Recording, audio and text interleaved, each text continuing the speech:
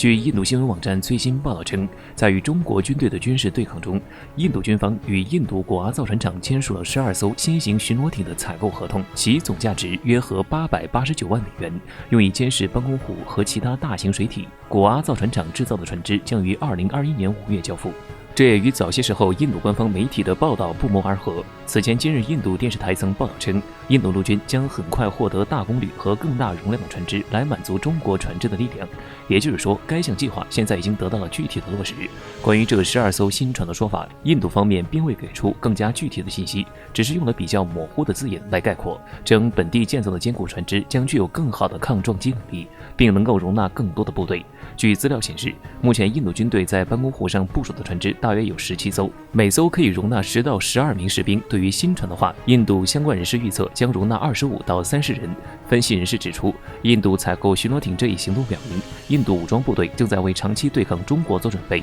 而且目前中印两军几乎是以面对面的方式在沿岸对峙。正是这样面对面的对峙方式，给了印度很大的压力。据相关报道指出，印度之所以紧急采购新的快艇，并将其部署到班公湖，是因为在班公湖上的快艇对峙中追不上中国的快艇。我们知道，此前印度军方一直在边境使用的是老旧过时的船只进行巡逻，这些船只在遭遇到吨位更大、行动更快的中国军用船只时，经常落于下风，甚至是直接失去战斗力。资料显示，目前解放军在边境的巡逻队主要装备有 928D 型巡逻艇。928D 巡逻艇长13米，宽3.8米，吃水1.8米。速度可达40节，成员11到18人。928D 巡逻艇安装有雷达以及12.7毫米遥控武器站，艇上还装有2挺机关枪，动力装置为3台300马力的柴油机，为其在内陆水域提供高航速。基于中印巡逻艇的差距，印度也不得不进行升级。不过，印度采购巡逻艇这一计划，印度网友表示还不过瘾，称派巡逻艇过去还不够，我们应该派印度航母过去，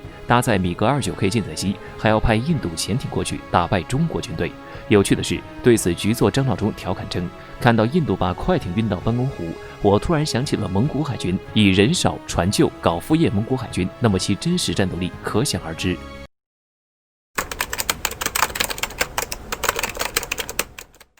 随着美国战略的调整，世界热点地区似乎有向东方转移的趋势。不用说也知道，无论是中印边境还是印巴边境，局势都不容乐观。其中一个很大原因是不少的域外国家在该问题上进行不断的煽风点火，甚至是直接在边境上选边站。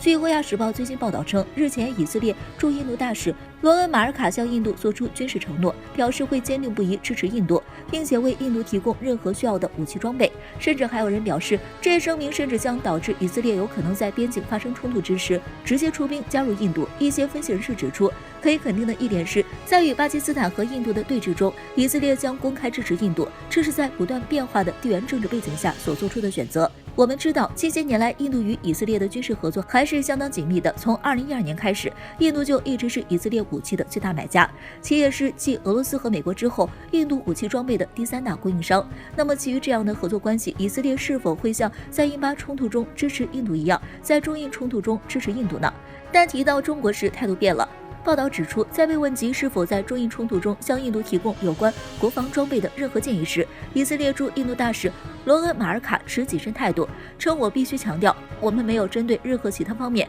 我们有自己的问题要解决，所以我们不想与任何人作对，而只是支持印度。那么从这一谨慎态度中，以色列的表态似乎十分清楚，印度自以为是在边境对峙上获得了多数的支持，但是实际上真的到了那个地步，又有谁会愿意冒着对抗中国的风险来帮助印度呢？对于以色列来说，中国才是他们在亚洲地区的最大贸易伙伴。随着中国市场的扩大，不断有以色列的资金、技术、人才流入中国，而中国走向世界的步伐也越来越快，在以色列的投资也呈现连年增长的态势。反观所谓的印以关系，似乎仅仅是依靠着单向的武器贸易来维系。因此，印度媒体所解读的中国不得不面对一个黑暗前景，以及在喜马拉雅山的潜在危机中，以色列可能与印度并肩作战的想法，或许也只是他们的一厢情愿。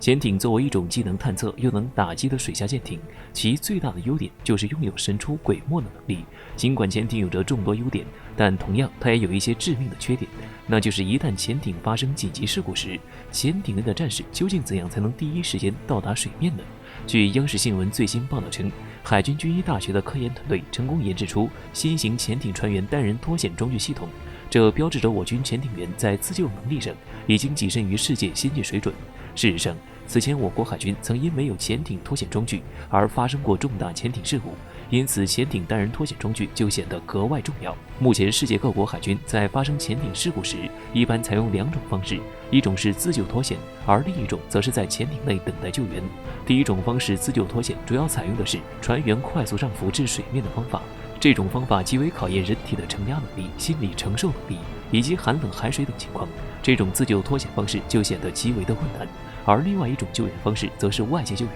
外界救援主要有救生钟以及深海救援器，其采用的原理都是依靠母船绞车动力和精准定位，将置身于救生钟或深海救援器的船员给拖曳上来。同样，这种方法也有很大的缺点，那就是救生钟以及深海救援器的储存人员数量较少，再加上要借助外力的精准定位以及拖曳，因此这种方法显然也不理想。而近期我国海军军医大学科研团队自行研发的潜艇船员单人脱险装置系统，能够快速又轻松地将被困船员安全送达至水面。新型舰艇员单人脱险装置包括上浮脱险服、头罩充气系统、脱险服检测装置、头罩充气系统检测装置4个部分。头罩充气系统检测装置主要船员供氧系统是否充足，脱险服检测装置则是在船员出现危险情况时，能够快速将船员送至水面，具有如此优良的两大性能。船员在遇到潜艇发生事故时，能第一时间帮助船员脱离危险。总而言之，此次我国科研团队成功研制并试验的新型潜艇员单人脱险装置，将有力地保障了我国潜艇部队的安全，这同样也标志着我国海军装备的又一大突破。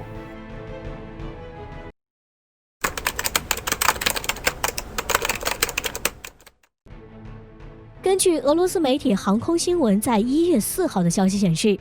美国五角大楼正在尝试与土耳其沟通，采购此前俄罗斯曾出售给土耳其的 S-400导弹系统。这对于俄罗斯来说显然不是一个好消息，而作为中间人，土耳其无疑将获得巨大的利益，这也是其一贯在美俄之间横跳政策带来的回报。该媒体认为，一旦美土达成协议，美国或许会从 S-400导弹系统中得知一个最为重要的信息：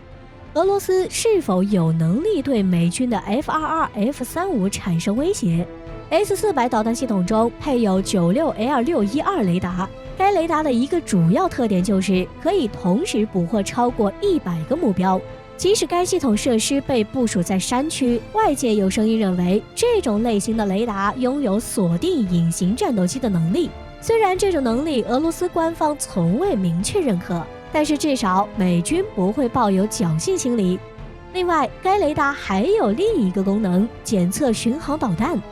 可以说，美军一旦获得这套系统之后，将会很快识别国际舆论中哪些是俄罗斯的真实数据，哪些是俄罗斯故意放出的迷惑美军的信号。更有可能的是，美军会从 S-400系统中逆推出俄军最新款 S-500导弹系统的虚实，进而转变对俄策略。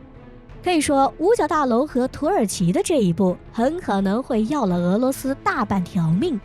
基于这个判断，有外媒外交政策认为，虽然目前俄罗斯和土耳其不处于战争状态，但是随着土耳其的得寸进尺，俄罗斯很可能会出手好好教育一下土耳其。在叙利亚问题上，土耳其一而再再而三地利用自己扶持的武装来给叙利亚局势制造混乱，这严重滞缓了俄罗斯在该地区的战略推进。叙利亚无法完整统一，也就无法给予俄罗斯在中东地区足够多的回报，这对俄罗斯来说显然是一种输出损耗。常年战争虽然测试了新装备的实战能力，但也实实在在地损耗了俄罗斯的经济。另外，在克里米亚问题上，土耳其所作所为就更加是在挑战俄罗斯的底线。有分析认为，如果土耳其真的准备将 S-400出售给美军，那么俄罗斯必然会采取一定的手段阻止此事的发生，要么是在谈判桌上，要么是俄罗斯把土耳其打上谈判桌。而颇为讽刺的是，此时的美军大概率会在一旁大声指责俄罗斯，并给予土耳其不少援助物资，但至于亲自下场，恐怕是不会的了。